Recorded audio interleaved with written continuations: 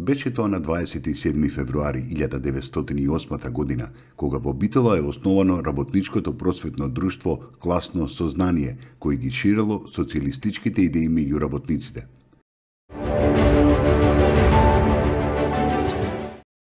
На 27 февруари 1922 година на врвот Ѓуриште, скопската чета под водство на Величко Велјанов од село Црешево, составена од 12 борци, се судрува со многубројна потера од 400 души, составена од тогашните власти. Во овој судар биле убиени 12 души од потерата и имало многу ранети, додека од четата на Величко имало само еден лесно ранет. Беше тоа на 27 февруари 1937 година, кога во судски спор помеѓу потомците на беговите и речиси сите селјани од тогашното Белинбегово, судот донел одлука за укинување на претходната пресуда со која им се одзел имотот на селаните, која претходно им била доделена на селаните и требало да им се врати на беговските наследници.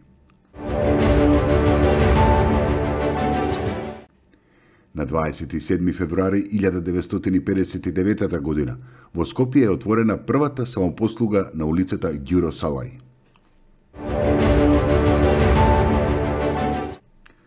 Беше тоа на 27 февруари 1967 година, кога во Пробиштип е роден Владо Јовановски, македонски театарски, филмски и телевизиски глумец. Член на драмата при Македонскиот народен театар е од 1993 година. За пошироката публика е можеби најпознат по серијалот Истражија Македонија, кратки документарни емисии за неоткриените убавини на Македонија. Награди за неговото творештво, телевизиски проект Истражија Македонија, Златна бубамара на популарноста, Војдан Чернодриски за епизодна машка улога, глумец за 2001 година на Златна бубамара на популарноста, најдобро глумешко остварување на фестивалот Војдан Чернодриски прилеп, награда на ревијата Екран за најдобро глумешко остварување на филм и телевизија за улогата во филмот Македонска сага. На 27 февруари 1996 година Република Македонија и Република Грција воспоставиле дипломатски односи на амбасадорско ниво.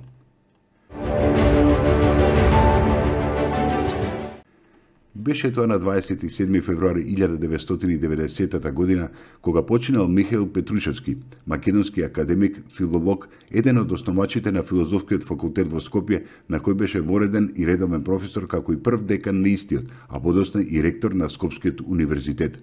Има објавено над 200 научни и стручни трудови од областа на класичната филологија. За македонската култура од особено значење е неговата преведувачка дејност на Илијада од Хомер, Скендербек од Григор Прличев и на други дела.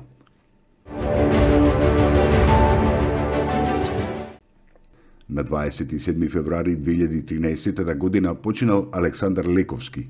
Покрај неговата матична професија, диригирањето, тој бил многу успешен и во компонирањето. Лековски бил директор на операта и балетот при Македонскиот народен театар, бил директор на Македонската филхармонија, бил прв диригент во операта и балетот во Белград, потоа главен диригент на хорот на Македонската радиотелевизија, а композиторската и диригентската фела го памети како претседател на Сојузот на композиторите на Македонија, на Сдруженијето на диригентите на Македонија, на Сојузот на музичките уметници на Македонија, на Музичката младина на Македонија и слично. Лековски за својот уметнички придонес е добитник на повеќе награди и признанија, меѓу кои наградата Панче Пешев од Соком во 1994 година и државната награда 11 октомври.